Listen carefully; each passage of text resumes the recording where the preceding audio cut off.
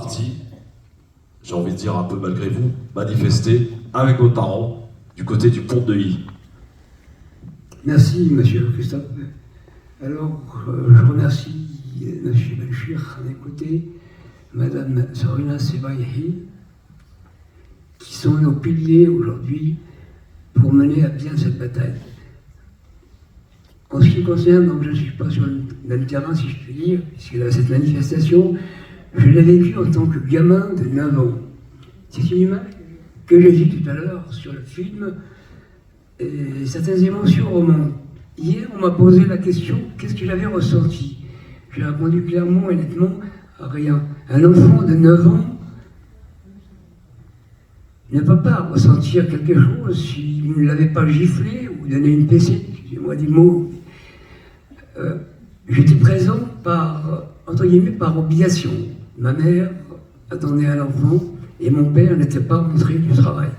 Par conséquent, vous connaissez les traditions de chez nous, une femme ne s'aventure pas toute seule, même à une manifestation, effectivement, pour défendre la liberté de l'Algérie.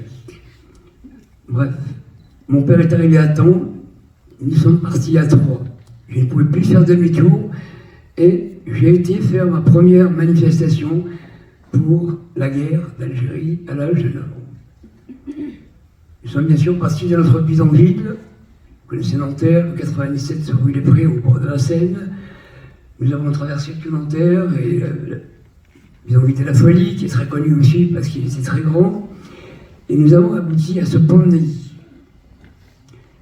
Comme je l'ai dit encore hier aussi, il y avait énormément de monde, des hésitations.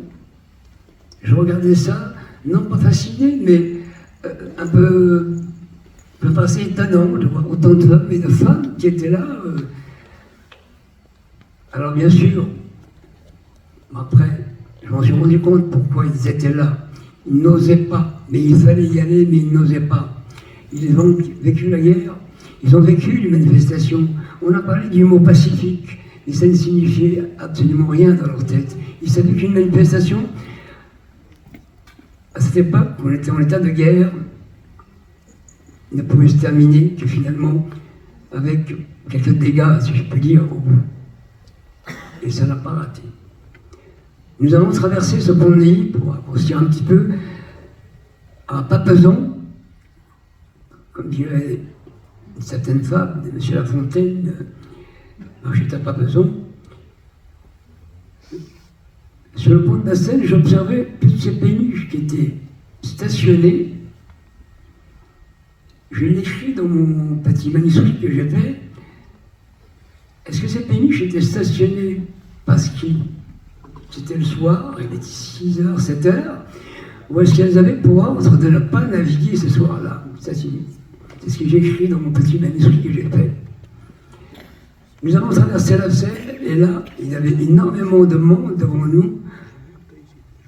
Je ne mesurais pas 1m62 comme aujourd'hui, je ne sais pas, c'était 1m30, donc je ne voyais rien derrière moi. Je levais la tête pour voir si j'allais autour de moi, des hommes, des femmes. Mon père, un petit peu plus grand que moi, et la manifestation a commencé à avancer à petits pas. 5, 10 mètres, on reculait de 5, 10 mètres, et ainsi de suite. Il faisait de plus en plus noir, de plus en plus de bousculades. Peut-être que mon père a pris conscience que ma mère, effectivement, attendait un enfant. Il m'a tiré par la main, et comme ma mère m'a tenu, elle a suivi donc obligatoirement. D'autres gens l'ont fait comme nous. Nous nous sommes mis sous un porche, le long de cette rue, parce qu'il n'y avait qu'une avenue à l'époque du pont de Neuilly jusqu'à la place Porte-Maillot. Nous avons attendu un silence. Il était peut-être 10h, peut-être 11h, je ne sais pas, on était là, debout, à attendre. Et d'un seul coup, on entendait les coups de feu. Ils étaient au loin. C'est pour ça que j'ai dit que la manifestation, il devait y avoir énormément de monde devant nous. Et ça se rapprochait petit à petit. Les gens reculaient, avançaient, reculaient et avançaient. Et puis à un moment, il y a eu effectivement peut-être un retour trop fort de la part de la police, ce qui fait que les manifestants les manifestants ne retournaient plus en arrière, mais retraversaient la Seine comme ils l'avaient fait la première fois. Nous étions là, encore à la regarder courir, et d'un seul coup, ma mère a crié. Pardon, avant cela, on a entendu le coup de feu beaucoup plus proche. Donc la police n'était pas loin. D'un seul coup, ma mère a crié, mon doigt. Elle a regardé sa main, j'étais à sa droite, je la regarde, je vois son doigt couler. Elle a retiré son foulard avec sa main gauche, elle a enveloppé autour de sa main. Et au même moment, mon père a crié, courez, courez, la police, courez, courez. Et on s'est mis à courir comme on a pu, surtout comme je vous dis, elle attendait un enfant, donc c'était quand même des 7 mois. Nous avons réussi à amorcer la traversée de la Seine. Et là, je tendais mon cou en arrière, comme je l'ai fait en venant pour regarder ces péniches. Et c'est là que j'ai vu, à l'angle droit du pont de Neuilly, ce que j'appellerais une sardinade. Des policiers en cap noir avec une matraque qui tapaient. On courait et en même temps, je regardais. Et ils tapaient. Et ça m'a rappelé une chose à l'instant,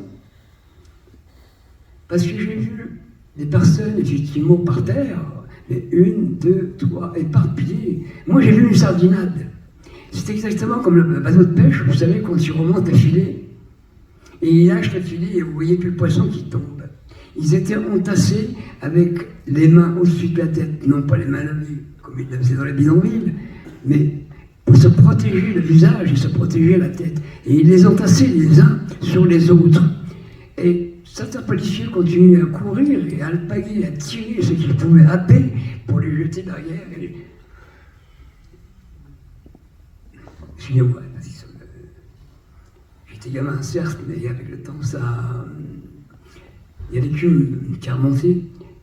Et donc, j'ai vu ces hommes entassés, comme une sardine, comme je viens de le dire, plus ceux qui ont réussi à rattraper, à jeter derrière. Et on a continué à courir, jusqu'au moment où on a traversé le pont de Neuilly, comme on l'a fait, pour y entrer. Une fois sortis du pont de Neuilly, les gens tournoyaient de la même manière que je les ai vus le faire à l'arrivée. Mon père, lui, ne tournoyait pas. Il m'a confié à quelqu'un qui habitait le même bidonville, au 97 rue Lapré, et il m'a dit, on met ta mère à l'hôpital. Je n'ai pas posé une seule question à mon père. À 9 ans, vous savez, le gamin de 9 ans des années 60, c'est pas le même gamin des années 2000 ou 2020. Le gamin ne disait rien. Il regardait. Puis il levait les yeux, je l'ai regardé, j'ai regardé maman, ils sont partis.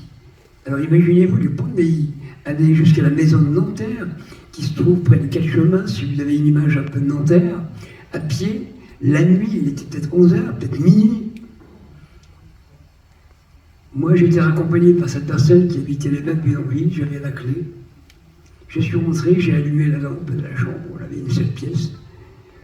La seule chose que j'ai fait, je me suis allongé sur un des lits, parce que c'était des lits superposés. Et je suis presque parti, on va dire, à m'endormir.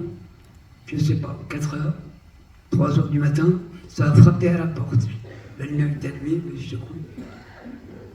Hel, ouvre, je coule. Un là. J'ai reconnu la voix de mon père, bien sûr. J'ai ouvert. J'ai dit, maman, elle est où? Il me dit, d'en garder à l'hôpital. Il ne m'a pas dit autre chose. Et puis je répète, en tant que gamin, que voulez-vous, je demande à mon père. Rien. Donc je me suis remis dans mon lit. Et lui, pareil, de son côté. J'ai endormi. Le lendemain matin, donc il est parti pour récupérer la maman. Moi, j'ai dit encore hier, je le répète, parce que j'aimais bien ces copains que je m'étais fait, et que j'avais découvert lorsque je suis arrivé d'Algérie. J'ai dit, enfin, j'ai réussi à faire une petite brochette de copains. Nous sommes partis à l'école, comme d'habitude. Chacun racontait sa petite histoire pour rigoler, mais aucun de nous, ni moi d'ailleurs qui était, n'a dit quelque chose au sujet de cette manifestation. Je répète encore une fois, en avant, je ne vois pas ce qu'on peut dire. Mais le plus étonnant, c'est finalement, une fois arrivé à l'école, une fois mis en rang devant notre professeur, une fois rentré dans la classe, eh ben, c'était exactement comme il y a 3 jours avant, ou 4 jours avant, ou comme le mois passé, Il n'y a eu aucun mot sur cette manifestation, ou sur cette nuit. Il a écrit la date, mercredi 18 octobre 1961. Voilà ce que j'ai vécu. Merci, merci beaucoup. Nanterre, il n'y en a pas eu qu'à Nanterre d'ailleurs, il y en a eu même ici à Gennevilliers, des bidonvilles. Mais ce livre qu'on peut trouver partout, le titre, Monsieur Loisili, pour que les gens puissent s'approprier un petit peu votre histoire. Le titre du livre.